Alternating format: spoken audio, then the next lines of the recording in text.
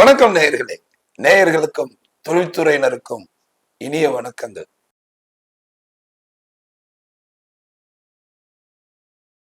President, the one and only president who has taken over as an Arch Club Society member, Arun Selvam and First Lady Manjula, Secretary Bobiswamy and Secretary Hemant Kumar, outgoing Secretary Maheshwaran, Treasurer Selvam, Rotarians and invited guests. Good afternoon. IPP Advocate Rajendran and First Lady Vimala, அளவுக்கு அதிகமான project பண்ணி எக்கச்சக்கமான 26 award வாங்கி 100க்கும் மேற்பட்ட project பண்ணி 80 லட்சத்துக்கு மேலே செலவு பண்ணி $34,000 ரோட்டரி ஃபவுண்டேஷனுக்கு கொடுத்து அவுட்ஸ்டாண்டிங் கிளப்னு சொல்லி நம்ம Rotary Club of Tiruppur smart சிட்டியை ஒரு பெரிய லெவலுக்கு எடுத்துகிட்டு வந்திருக்காரு. Please give him a big round of applause. அடுத்தபடியாக நம்ம இன்னைக்கோட hero and heroine Arun Selvam and first lady Manjula. அதாவது போன வாரம் தான் உங்கள் ஊருக்கு வந்திருந்தேன். திருப்பூரில் நம்ம டிஸ்ட்ரிக்ட் கவர்னரோட இன்ஸ்டலேஷனில் வந்து இந்த வாரியர் மூவியோட ட்ரைலர் பார்த்துருந்தேன். ரொம்ப பிரம்மாண்டமாக இருந்தது. ஆனால் அதை விட பெரிய இன்னொரு மூவி இன்னைக்கு ரிலீஸ் ஆக போகுதுன்னு நான் லைஃப்லேயே பார்த்ததில்லை, நினச்சதும் கிடையாது. ஆனால் எவ்வளோ ஒரு ஹஸ்பண்ட் ஒய்ஃபுக்கு என்ன பண்ண முடியும்ன்றது வந்து அவர் பண்ணி காமிச்சிருக்காரு. அதாவது வந்து every successful man there is a woman behind. அது வந்து 100% உண்மை. நாங்கள்லாம் ஊராக சுற்றுறோம்னா நம்ம ஒய்ஃப் வந்து வீட்டில் இருந்து நம்ம பசங்களை பார்க்குறாங்க, எல்லாமே பிஸ்னஸை பார்க்குறாங்க.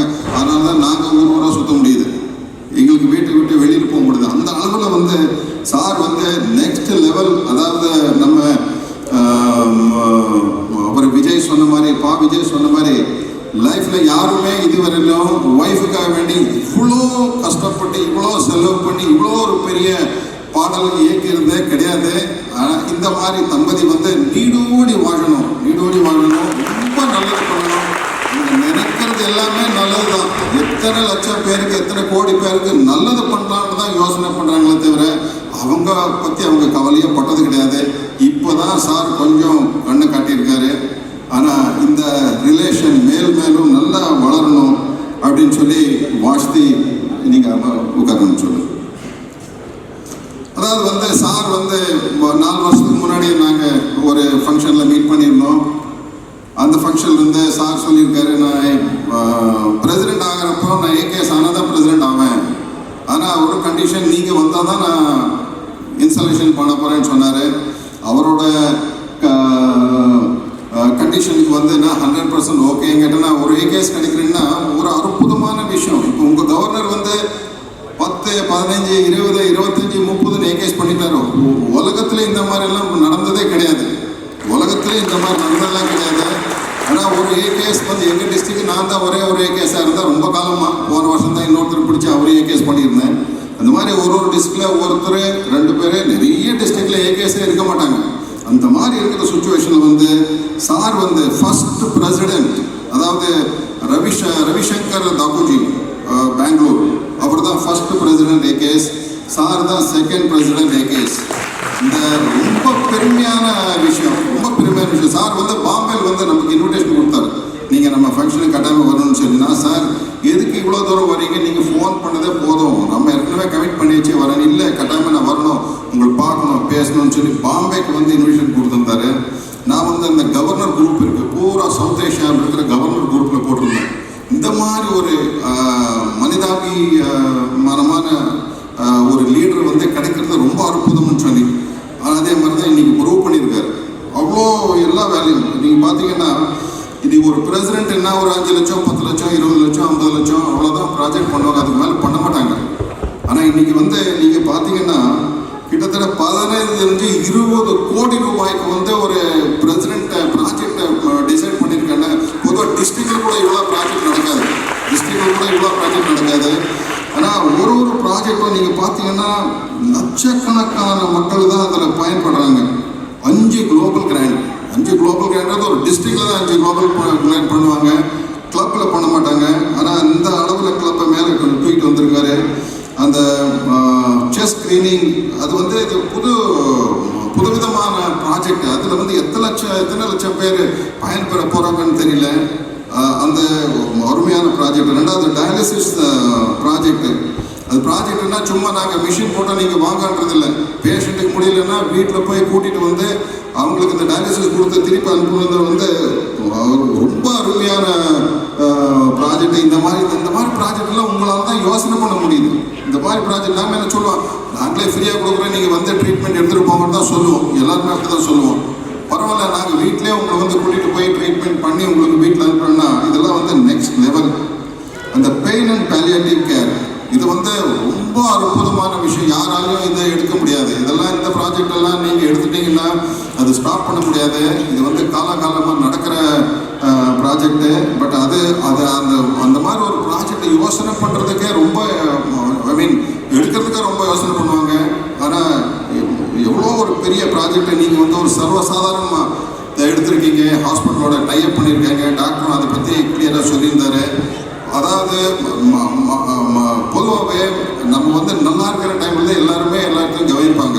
உடம்பு சரியில்லைன்னா யாரையும் கவனிக்க மாட்டாங்க, கொஞ்சம் கம்மியாக தான் பண்ணுவாங்க. அதுவும் லாஸ்ட் ஸ்டேஜில் இருக்கிறவங்களுக்கு வந்து கேர் கொடுக்கணும், ட்ரீட்மெண்ட் கொடுக்குறது வந்து இது நெக்ஸ்ட் லெவல். இதுதான் அதாவது கடவுளே கீழே வந்து கடவுள் தான் இதெல்லாம் பண்ணிட்டு இருக்காரு. உங்கள் பிரசிடென்ட் அருள் செல்வம் ரூபத்தில் வந்து கடவுளே இங்கே வந்து இந்த மாதிரி ப்ராஜெக்ட்லாம் பண்ணிட்டு இருக்காரு. ரெண்டாவது வந்து வாட்டர் டேங்க். ஒரு டிஸ்ட்ரிக்ட், உங்கள் ஊர் கிடையாது, பக்கத்து ஊர் கிடையாது, 3 டிஸ்ட்ரிக்ட்.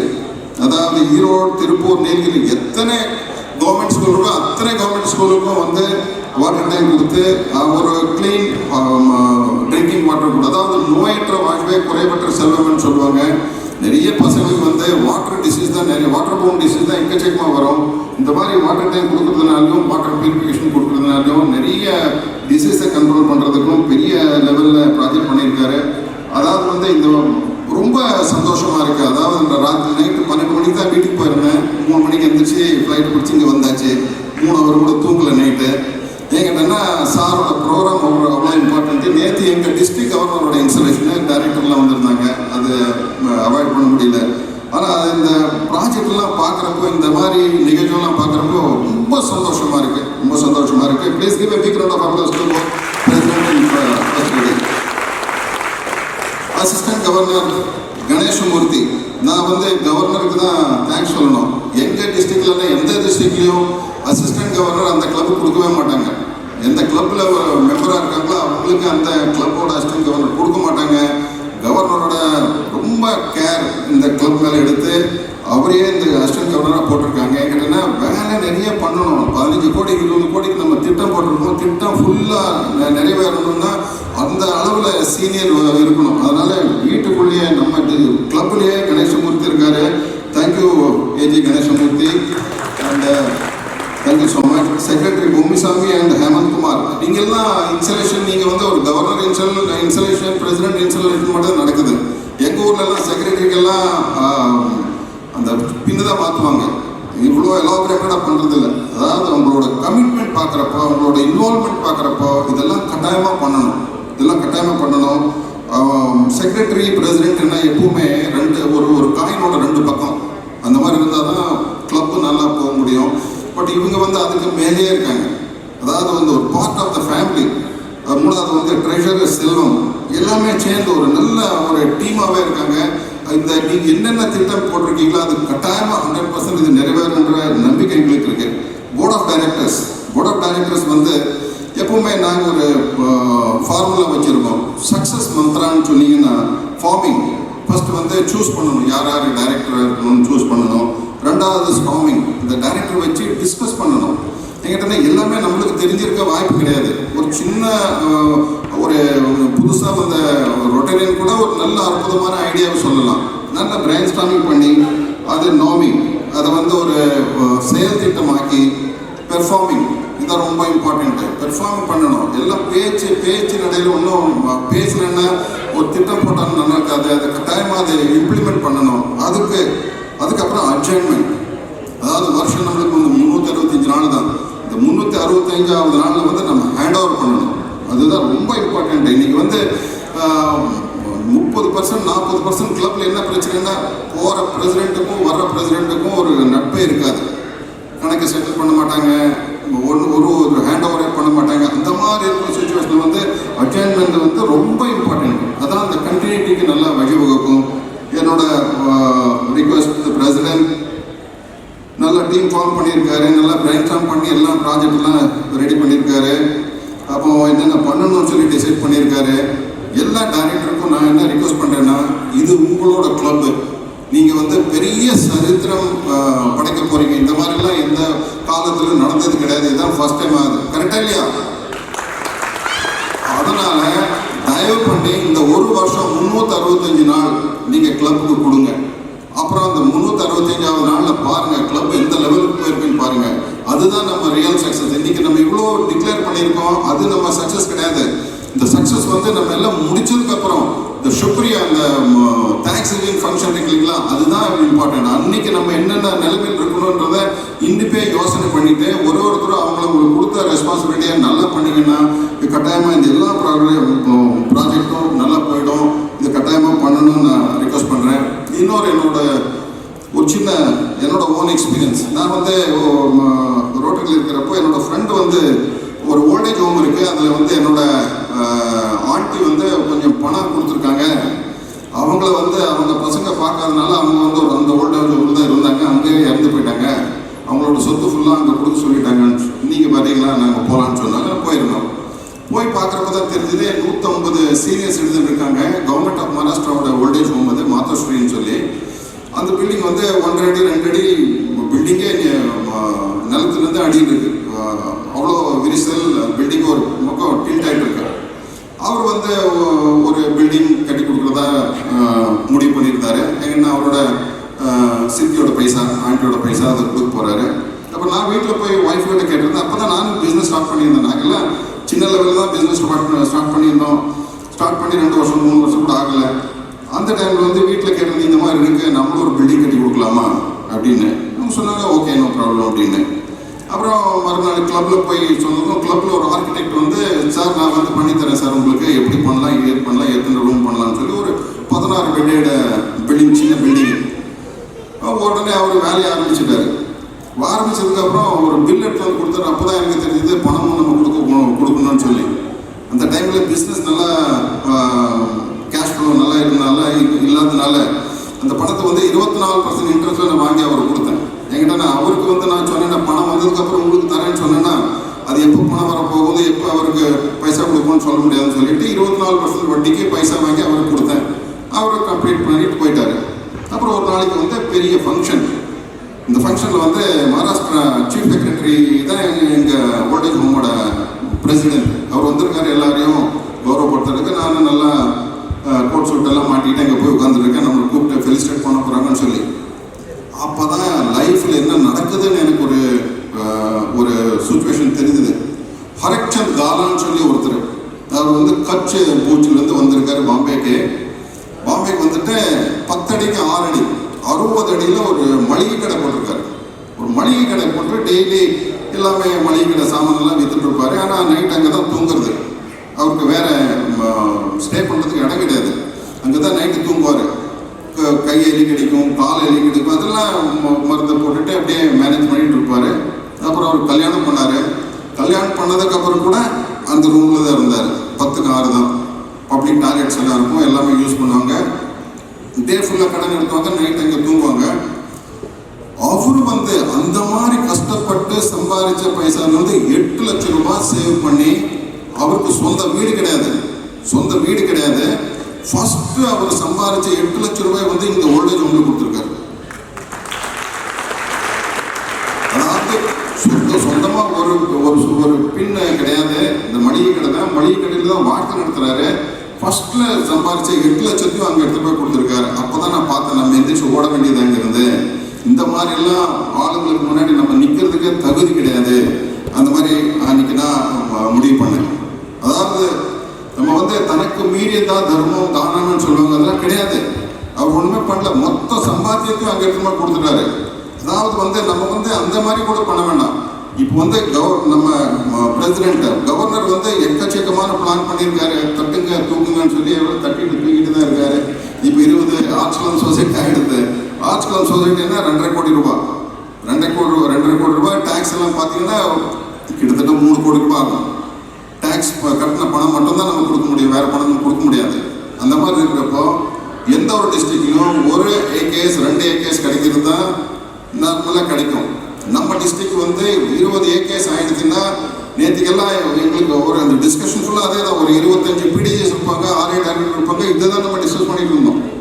நேற்று எங்களோட சிஓஜி பாம்பேயோட சிஓஜியில் டிஸ்கஷன் ஃபுல்லாக இதுதான். இந்த மாதிரி இருக்கிற சுச்சுவேஷனில் அருள் சார் வந்து 15 கோடி 20 கோடிக்கு வந்து பிளான் போட்டிருக்காரு. அதனால் என்னோட வேண்டுகோள் என்னென்னா, எல்லாம் நம்ம Tiruppur smart city member, Tiruppur smart city வந்து மேபி வேர்ல்ட் நம்பர் 1 கிளப் அந்த லெவலில் தான் ப்ராஜெக்ட்லாம் போயிட்டுருக்கு. இது கட்டாயமாக உங்களால் பண்ண முடியும், நீங்கள் பண்ணுவீங்க. என்னோட ஒரு வேண்டுகோள் என்னென்னா, அத்தனை மெம்பரும் மேஜர் டோனர் ஆகணும். நம்ம வந்து Tiruppur smart city club 100% major toner club என்ற ஒரு பட்டமும் நமக்கு வரணும். நீங்கள் கொடுக்குற ஒரு பைசாவிலையும் எத்தனை பேருக்கு ட்ரீட்மெண்ட் நடக்க போகுது, எத்தனை பேருக்கு வந்து பெனிஃபிட் ஆக போகுதுன்னு உங்களுக்கு நல்லா தெரியும். ஏதாவது நம்ம ஃபவுண்டேஷனுக்கு கொடுக்க போகிறது கிடையாது. கொடுத்துட்டு திருப்பி நம்ம கிளப்புக்கு நம்ம ப்ராஜெக்ட் எடுத்துகிட்டு வர போகிறோம். இது ஒன்று மட்டும் நீங்கள் கொஞ்சம் பண்ணிவிடுங்க. ஸோ அதாவது வந்து நீங்கள் பிரசிடெண்ட்டுக்கு பண்ணுற கைங்கரியமாக இருக்கும். வாழ்க்கையில் வந்து நம்ம எல்லாமே பார்த்துருக்கோம். நீங்கள் வந்து இந்த ஒரு வருஷம் கொஞ்சம் கஷ்டப்பட்டு நீங்கள் 100% மேஜர் டோனர் ஆச்சுன்னா, ஒன்ஸ் நீங்கள் வந்து 100% மேஜர் டோனர் லைஃப் லாங்காக உங்கள் கிளப் 100% மேஜர் டோனராகவே இருக்கும். இதை வந்து கொஞ்சம் பண்ணிவிட்டு let us make the Rotary Club of Tirupur Smart City number 1 club in the whole world. Thank you. அன்பு சகோதர சகோதரிகளே, அவர் சிவராஜ் என்ன சொன்னாரோ அதை முழுக்க நான் ஆமோதிக்கிறேன். ஏன்னா சிவராஜ் சொன்னதையும் நான் திருப்பி சொன்னேன். ஏன்னா அவுட் கோயிங் பற்றியெல்லாம் அழகாக சொன்னார். ஒவ்வொரு டேரக்டர் பற்றியும் ராத்திரியெல்லாம் தூங்கலன்னு நினைக்கிறேன். ஃப்ளைட்டில் ஒரு டேரக்டர் பேரையும் ஒரு மனைவி பேரெலாம் எழுதி வந்து அழகாக சொன்னார். அவர் சொன்னதை நானும் ஆமோதிக்கிறேன். அடுத்தது அருள் செல்வனை பற்றி நிறையா பார்த்தோம். ஒரு சில விஷயம் மட்டும் நான் அவரை பற்றி சொல்லணும். கேன்சர் கேரில் அவர் நான் பொருளாளராக போட்டபோது அவர் சொன்னார், எந்த கவலையும் படாதீங்க, நான் இருக்கேன் கூட. எடுத்ததும் நான் 50 லட்சம் தரேன், 50 லட்சம் தந்தார். ஃபஸ்ட்டு அவர் அனௌன்ஸ் பண்ணது அவர் என்னுடைய எல்லா கூடையும் வராரு. அதுபோக அவர் மேலே எனக்கு பிடிச்ச விஷயம் என்னென்னா, அவருடைய திருமணத்தை எளிமையாக நடத்தி அந்த பணத்தை அந்த மிச்சமான பணத்தை கொண்டு வந்து ஒரு சேவை திட்டத்தை கொடுத்தாரு. அதை பார்த்தபோது நான் நினச்சேன், எல்லோருமே இதே மாதிரி இருந்தால் நல்லாயிருக்கும். கோவிட் காலத்தில் நிறைய பேர் அப்படி பண்ணாங்க. அது கோவிட் செஞ்ச ஒரு நல்ல காரியம் தான். திருமணமெல்லாம் இந்த மாதிரி திருப்பூரில் எவ்வளவு ஆடம்பரமாக இருக்குது. அந்த கோவிட் காலத்தில் இந்த மாதிரி திருமணம் பண்ணால் நிறையா சிக்கனமாக செலவு செய்யலாம். அதை தவிர அருள் செல்வன் பற்றி சொல்லணும்னு நினச்சா, அன்னையும் பிதாவும் முன்னுரிமை தெய்வம் அப்படின்னு அருள் செல்வன் மட்டும்தான் எல்லாரும் நினைக்கிறேன். இன்னைக்கு பார்த்தா பொண்ணு செல்வம் ஹேமந்த் எல்லாருமே அவங்க அம்மா அப்பாவை வர சொல்லி சிறப்பாக அவங்களுக்கு சிறப்பு செய்கிறாங்க. ஏன்னா ரோட்டையில் இந்த மாதிரி அம்மா அப்பாவை செய்கிறது பெரிய விஷயம். நீங்கள் உண்மையிலே கைதட்டி பாராட்டணும். அன்னையும் பிதாவும் முன்னுரிமை தெய்வங்கிற அந்த கோட்பாடில் அருள் செல்வன் வழிகாட்டி. ரெண்டாவது அவர் அக்கா தங்கச்சி பற்றியெல்லாம் கூட ரொம்ப பெருமையாக பேசுவார். அவருடைய நல்ல குணங்களெல்லாம் நிறையா இருக்குது. நான் பார்த்தேன், அருள் செல்வன் கூட நிறைய பேர் அவர் கூட அட்டாச் தந்தாங்க. எனக்கு கூட ஒரு பொறாமையாக இருந்தது. கேட்டேன் அருள் செல்வன், என்ன அருள் செல்வன் நீங்கள் பிரசிடண்ட் ஆனதுக்கப்புறம் எனக்கு மறந்துடுவீங்களான்னு கேட்டேன். அருமையாக ஒரு வார்த்தை சொன்னார், இப்போ வர்றவங்கெல்லாம் விருந்தாளிங்க, நீங்கள் நிரந்தரமாக இதயத்தில் குடியிருக்கிறவர் அப்படின்னு சொன்னார். உண்மையிலேயே அது டச்சிங்காக இருந்தது. நான் அப்போ தான் நினச்சேன், அருள் செல்வனுடைய வீரிய குணம். மஞ்சுவை பற்றி ஒரு காவியமே எழுதுறதுக்கு அவர் தயாராகிட்டார். அவர் செய்த அந்த மனைவி பற்றிய ஒரு விஷயம் எல்லா மனைவிகளுக்கும் எல்லா மனைவிமார்களுக்கும் சமம். அவர் மட்டும் இல்லை, அது உதாரணமாக நீங்கள் திருப்பூர் ரோட்டரியில் பொதுமக்களுமே அது ஒரு உதாரணமாக எடுத்துக்கணும். அந்த விதத்தில் அருள் செல்வனை பாராட்டுறேன். அதை விட எனக்கு பும்சாரி வரேன். அதுக்கு முன்னாடி நான் வந்து என்னுடைய பிறந்தநாள் விழா, எப்போதுமே பிறந்தநாள் விழா இல்லை, ஒரு நல்ல சேவை திட்டம் செய்வேன், கேம்ப் செய்வேன், ரத்த தான முகாம் செய்வேன், ஒரு ஸ்ரீனி நடத்துவேன். சமீபத்தில் ஸ்மார்ட் சிட்டியில் போய் ஒரு மருத்துவ முகாம் நடத்துவேன். அப்போது அருமையான ஒரு விஷயம் செஞ்சாங்க திருப்பூர் ஸ்மார்ட் சிட்டியில். நான் என்ன அனௌன்ஸ் பண்ணேன்னா, நீங்கள் 83 பேர் ரொட்டேரியன் இருக்கீங்க, உங்களுடைய ஒவ்வொரு பிறந்தநாள் அன்றைக்கும் உங்களுடைய ரொட்டேரியன் மெம்பருக்கு வந்து ஏதாவது ஒரு நல்ல சேவை திட்டம் செய்யுங்க, அந்த நாளில் வந்து நல்லது செய்யுங்க அப்படின்னு சொன்னாங்க. அது வந்து ஒரு வேண்டுகோள் வேண்டுகோளாக படித்தேன்.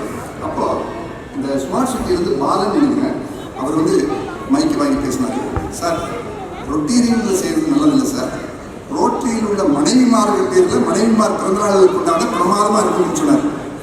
அந்த ஐடியா வந்து எங்கெல்லாம் கிடைச்சிச்சு. சிவராஜ் நீங்களும் சொல்லி புரிஞ்சுக்கோங்க, எங்காவது போய் பேசுனீங்கன்னா ரோட்டரியில் இருக்கிற அவர் மெம்பர்ஸ் பிறந்தநாள் கொண்டாடுறாங்களோ இல்லையோ, அவர் மனைவிகளுக்கு பிறந்தநாள் கொண்டாடினா நிறைய சிறப்பாக செய்கிறாங்க. அதுக்கு என்னென்னு கேட்டேன் அவரை, பாலவா, ஒரு மனைவி பிறந்தநாள் கொண்டாடினா ஒரு பட்டு சேரை எடுப்பாங்க, கோயிலுக்கெல்லாம் போவாங்க, எப்படியும் ஒரு 15,000-20,000 செலவாகும். அவங்க வந்து ஒரு பிறந்தநாளில் ஒரு திட்டம் செஞ்சால் கண்டிப்பாக நாங்கள் திட்டம் விட அவங்க நல்லா இருக்கும்னு சொல்லி சொன்னார். அந்த விதத்தில் திருப்பூர் துறை இந்த ஸ்மார்ட் சிட்டி தான் அந்த மனைவி திட்டத்தை கொண்டாந்தாங்க. அப்போ தான் நினச்சேன், மனைவியில் ஒரே நேசிக்கிற ஒரு கிளப்பு இந்த ஸ்மார்ட் சிட்டி. அப்புறம் அருட்செல்வத்தை பற்றி நிறைய சொல்லுவோம், வேண்டாம். இப்போ பொம்முசாமி சொல்லுவோம். பொம்முசாமி எனக்கு ரொம்ப பிடிச்சது. அவர் முதல்ல திருப்பூர் வந்துட்டு இங்கே தான் வந்தார். ஒவ்வொரு தடையும் அந்த காசம் வைக்கிற தண்ணிக்கு என்னை கூப்பிட்டு போய் ஒரு சிறப்பான முகாம் நடத்துவார். அதுபோக நான் வந்து ஒரு ஆதரவற்றோர் இல்லம் நடத்திட்டுருக்கேன், திருப்பூர் சோஷியல் சர்வீஸ் ஆர்கனைசேஷன் சொல்லி. அந்த ஆதரவற்றோர் இல்லத்துக்கு பொம்முசாமியும் அவருடைய மனைவியும் போய் அவங்க குழந்தைகளுடைய பர்த்டேவை கொண்டாடுவாங்க. இப்போ அருட்செல்வன் கூட அதை சொல்லணும்னு நினைக்கிறேன். இங்கே இருக்கிற பழனிசாமி, சரண் பழனிசாமி, ஈஸ்வரமூர்த்திக்கெல்லாம் கூட சொல்லியிருக்கேன், உங்களுடைய பேரன் பேத்தி அல்லது உங்களுடைய மகன் பிறந்தனால எங்களுடைய ஆதரவற்றோர் இல்லத்தில் வந்தால் எங்கள் குழந்தைகளோட நீங்கள் வந்து இதை கொண்டாடலாம். அதை வந்து வருஷம் தவறாமல் பொம்முசாமி செய்வார். இதோட இது வந்து சும்மா சாதாரண விஷயம்தான். இப்போ முக்கியமான கருத்து சொல்கிறேன். அப்படி செய்யும்போது அவருடைய மனைவி யோகேஸ்வரியும் அவருடைய பையன் கார்த்தி அவங்க தான் குழந்தைகள் கொண்டாடி சந்தோஷமாக இருந்தாங்க. அப்போ அவங்க ஸ்கூலில் இந்த பொம்முசாமி பையன் படித்த ஸ்கூலில் ஒரு போட்டி. என்ன போட்டினா ஒரு விளையாட்டு போட்டி. அதில் ஜெயிச்சா ரூபாய் 5,000 தரதான்னு சொல்லியிருக்காங்க. உடனே இந்த பையன் சொல்லியிருக்கான், நான் இந்த போட்டியில் கலந்துக்குவேன், போட்டியில் கலந்து 5,000 ஜெயிப்பேன், 5,000 ஜெயிச்சு முருகனார் நாட்கள் ஆரம்பிச்சுள்ள அந்த ஆதரவற்றோர் குழந்தைகளோட போய் கொண்டாடுவேன்னு சொன்னாங்க. யார்? பொம்முசாமியோட பையன். அது என்ன சொல்கிறோன்னா, பொம்முசாமி அவருடைய மெச்சூரிட்டி பரவாயில்ல, ஆனால் அவருடைய பையன் பையங்க அந்த ஆதரவற்றோர் குழந்தைக்கு உதவணுங்கிறக்காண்டி அந்த போட்டியில் ஜெயிச்சு அந்த பணத்தை கொண்டு போய் எங்கள் ஆதரவற்றோர் குழந்தைக்கு கொடுக்கணும்னு சொன்னாங்க. ஸோ அந்த மாதிரி ரொம்ப ரொம்ப நல்ல நல்ல குணங்கள்லாம் இந்த ஸ்மார்ட் சிட்டியில் இருக்குது. அடுத்தது பொம்முசாமிக்கு இன்னொரு நல்ல குணம், அவருடைய ஹாஸ்பிட்டல் நான் தான் திறந்தேன். என் கூட யார் திறந்தாங்கன்னா, அவன் ஸ்கூலில் படித்த போது நான் சொல்லிக் கொடுத்த பானுமதியும் ஒரு ஆசிரியர் கூப்பிட்டு திறந்தார். ஸோ ஒவ்வொருத்தருக்கும் ஒரு நல்ல நல்ல குணங்கள் இருக்குது. ஸ்மார்ட் சிட்டியில் எல்லாருமே சிறந்தவங்களாக இருக்காங்க. சரி, இப்போ கவர்னர் இருக்கும்போது சில விஷயங்கள் சொல்லணும்னு நினைக்கிறேன். கவர்னர் வந்து நிறைய திட்டங்கள் சொல்கிறார். உண்மையிலேயே படு வேகமாக போகிறாரு. அவர் முதல் தரம் ஒரு நல்ல கைது. எனக்கு திருப்பூரில் ஒரு ஆசை. இப்போ திருப்பூரில் என்னை தேடி நிறைய பேர் வராங்க. வரும்போது அவங்க கேட்பாங்க, இங்கே திருப்பூரில் என்ன பார்க்கலாம் அப்படின்னு கேட்பாங்க. அதுனா அமராவதி கோயில் பார்க்கலாம், திருமுருகன் கோயில் பார்க்கலாம், பெருமாள் கோயில் பார்க்கலாம், ஒரு ஃபேக்ட்ரி போய் பார்க்கலான்னு சொல்கிறேன். அப்போ தான் நினச்சேன், 3 விஷயம் திருப்பூரில் பண்ணலாம். மகாத்மா காந்தி திருப்பூருக்கு பலமுறை வந்திருக்காரு. இந்த சர்வோதயம் இதில் வந்து 17 ஏக்கரால் மகாத்மா காந்தி அஸ்தி இருக்குது. சிவராஜுக்கு தெரியுமா தெரியாதோ, அடுத்த தடவை போய் பார்க்க அஸ்தி இருக்குது. அங்கே மகாத்மா காந்தியோட அஸ்தி இருக்குது. வீரபாண்டியில் மகாத்மா காந்தி நூட்டின ராட்டை. ஸோ திருப்பூரில் மகாத்மா காந்திக்குன்னு ஏதாவது ஒரு பெரிய ஒரு பூங்கா அல்லது ஒரு எக்ஸிபிஷன் நடத்தணும்னு ஒரு ஆசை. அதை அனைக்கும் கேட்டோம். அதை நடத்துறதுக்கு இப்போ ஒரு கமிட்டி ஃபோன் பண்ணி அதை செய்யலான்னு சொல்லியிருக்காங்க. அது ராமராஜ் காட்டன் ஒரு நாகராஜ் இருக்கார். அது ஒன்று. ரெண்டாவது இயற்கை பற்றி சிவராஜ் சொல்லணும். வான்குருவி கூடு, வல்லரக்கு, தொல்கரையான், தேன் விளம்பி, யாவருக்கும் செய் அறிதால் யாம் பெரிதும் வல்லமா என்று வலிமை சொல் வேண்டாம் கான், எல்லோருக்கும் ஒவ்வொன்று எழுது. இது அவ்வையார் சொன்ன பாட்டு. இதில் பொருள் சொல்கிறேன், ரொம்ப சிம்பிள். வான்குருவி கூடு, ஒரு தூக்கணாங்குருவி கூடு பார்த்துட்டீங்கன்னு நினைக்கிறேன். அது எப்படி தூக்கணாங்குருவி கூடு இருக்குது அதில் எப்படி அந்த குழந்தைகள் குட்டிகள்லாம் இருக்குது, ஏர் கண்டிஷன் கூட பண்ண முடியாது, ப்ரொடெக்ஷன் பாதுகாப்போடு இருக்கும். அதே மாதிரி ஒரு சிலந்தி, இந்த சிலந்தி வலையை நீங்கள் பார்த்துருப்பீங்க. இந்த ஏஐ காலத்தில், நவீன காலத்தில் சிவராஜ் சார் விட்டுப்பாரு, யாருனாலையும் ஒரு சிலந்தி வலையை பின்ன முடியாது, யாருனாலையும் ஒரு தூக்கணாமுறை கூட செய்ய முடியாது. அப்போ என்ன அர்த்தம் அப்படின்னா, இயற்கை இன்னைக்கு இயற்கை. ஒரு மயில் வந்து எங்கள் வீட்டுக்கு முன்னாடி இப்போ காலையில் பார்த்தேன். அந்த மயில் கழுத்தில் இருக்கிற அந்த கலர், நீங்கள் எத்தனை சேரீ 10 சேரீ செஞ்சாலும் அந்த மாதிரி கலரில் எடுக்க முடியாது, இயற்கை கொடுத்த படம். அப்படி அந்த இயற்கையை பாதுகாக்கிற மாதிரி திருப்பூரில் ஒரு நல்ல நிகழ்ச்சி செய்யணும். நஞ்சராயங்குளம் அந்த பேர்ட்ஸ் பார்க்கு, இல்லைன்னா ஒரு பட்டாம்பூச்சிக்குன்னு ஒரு பார்க்கு தனியாக எல்லா ஊர்லேயும் இல்லை. அது மாதிரி ஏதாவது ஒரு நல்ல விஷயத்த திருப்பூர் ரோட்டரியெல்லாம் சேர்ந்து கவர்னர் தலைமையில் ஒரு இயற்கைக்கு நாம் எடுத்துக்காட்டாக, ஏன்னா நம்ம வந்து எல்லாருமே இதெல்லாம் வச்சு மாசுபடுத்துகிறோம் அப்படிங்கிற சூழ்நிலையில் ரோட்டரி வந்து இயற்கையாக செய்து அப்படிங்கிற இயற்கையை காமிக்கிறதுக்காண்டி இந்த இந்த இந்த செய்திகளை சொன்னேன். கண்டிப்பாக நீங்கள் அதை கண்டிப்பாக பண்ணணும். அதை தவிர என்ன முக்கியமானதுன்னா கேரக்டர் பில்டிங். உங்களுடைய இன்ஸ்பிரேஷன் கூட சொன்னேன். எல்லாருக்கும் எல்லாமே இருக்குது. ஆனால் இந்த மாணவர்களுக்கெல்லாம் பார்த்தீங்கன்னா கொஞ்சம் அந்த ஒழுக்கம் கம்மியாக வருது, கொஞ்சம் பெற்றோரை மதிக்கிறது கம்மியாக இருக்குது, வேல்யூஸ் தெரியுறதில்லை. எல்லாருக்குமே வந்து பணம் பண்ணணும், போதை பழக்கம் வருது, மருந்து பழக்கம் வருது. இதெல்லாம் தடுக்கணும்னா ஒரு ரயிலா, இந்தியாவிலே தலை சிறந்த ரயிலாக போட்டு பெரிய பெரிய ஞானிகளை கூப்பிட்டு மக்கள் குழந்தைகள்கிட்ட சின்னவங்கள்ட்ட கேரக்டர் பில்டிங் அப்படிங்கிறத பெருசாக நடத்தணும். அப்படி நடத்தும்போது சூப்பராக எல்லாரும் கற்றுக்குவாங்க. 5 விளையாது 50 விளையாது. இப்போ என்னுடைய டாக்டர் தினத்தன்னைக்கு பாலபவன் ஸ்கூல்லேருந்து குழந்தைகள்லாம் வந்து எனக்கு வாழ்த்து சொன்னாங்க. அப்போ இவங்கெல்லாம் தெற்கு ரோட்டையெல்லாம் வந்துட்டாங்க, ஆண்டவர் ராமசன்லாம் வந்துட்டாரு. அப்போ என்ன சொல்லிட்டு குழந்தை என்னென்னா, சார் எங்கள் ஸ்கூலில் ஒரு எக்ஸ்போ நடத்துங்க, ஒரு எங்களுடைய நல்லறிவை வளர்த்துருக்கு, நற்குணங்களை வளர்த்துருக்கு, நிறைய விஷயங்களை நீங்கள் செய்யணும் ரோட்டரியில் அப்படின்னு சொன்னார். இப்போ நான் தெற்கு ரோட்டரி தமிழ் இருந்தார், தமிழ்னு சொன்னேன். அந்த ஸ்கூலில் நீங்கள் எடுத்து தத்தெடுத்து அதை செய்யுங்கன்னு சொன்னேன். ஏன்னா குழந்தைகளுக்கெல்லாம் இப்போ நல்குணம் சொல்கிறது தான் பெரிய நல்ல விஷயம், அதை நம்ம செய்வதில்லை. இந்த நேரத்தில் ஒரு சின்ன ஒரு கதையும் கொஞ்சம் நகைச்சுவையும் சொல்லிட்டு நான் முடிச்சுக்கிறேன். இப்படி தான் நல்குணங்கிறதுல ஒரு மரமேற்ற கோடாரி, மரமெட்டி அவன் கோடாரி எடுத்துட்டு ஒரு காட்டுக்கு போகிறான். காட்டில் ஒரு நதி இருக்குது. அந்த நதியில் தண்ணியில் கை விழுகும் போது கோடாரி விழுந்துருது. கோடாரி விழுந்த உடனே அவன் இறைவனை பார்த்து, சாமி எனக்கு இருக்கிறதே ஒரு கோடாரி, அதுவும் போச்சுன்னா நான் எப்படி வாழ்க்கை நடத்துறது கொடுன்னு சொன்னேன். சாமி வந்து தண்ணியில் பூந்து ஒரு கோடாரி எடுக்கிறாரு.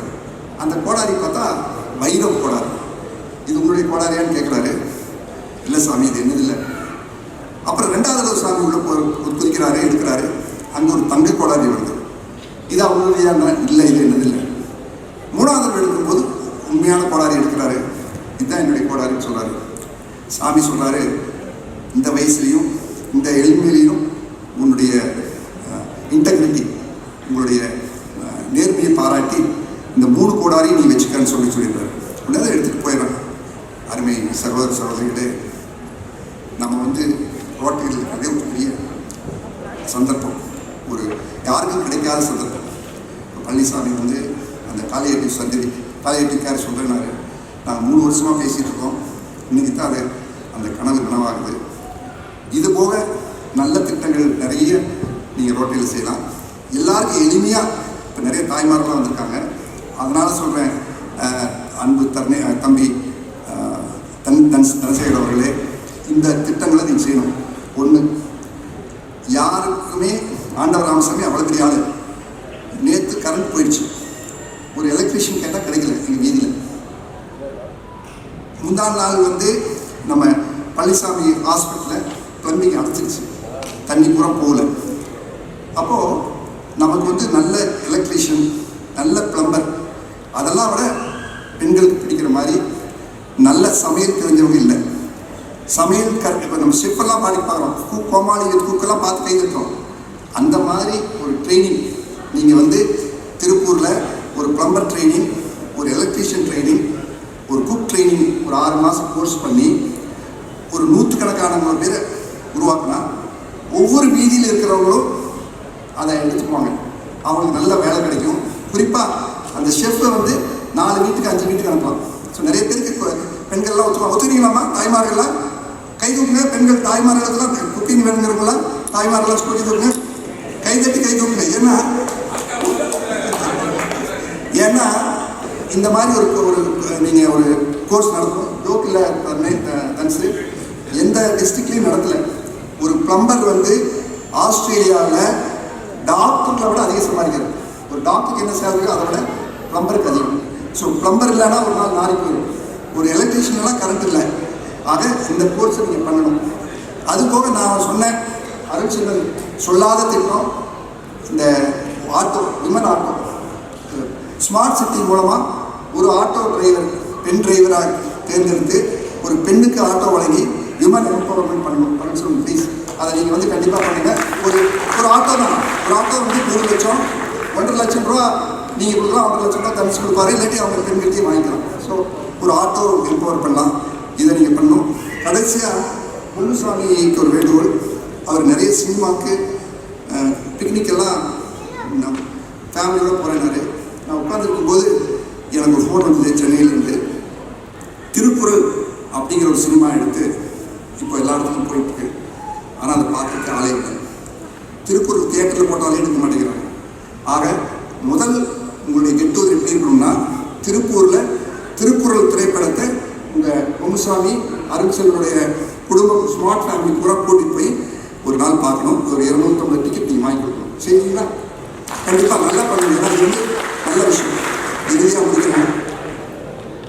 ஒரு மனிதன் எவ்வளோ நாள் வாழ்கிறான்றது முக்கியம் இல்லை, எப்படி வாழ்கிறாங்கிறது தான் முக்கியம்.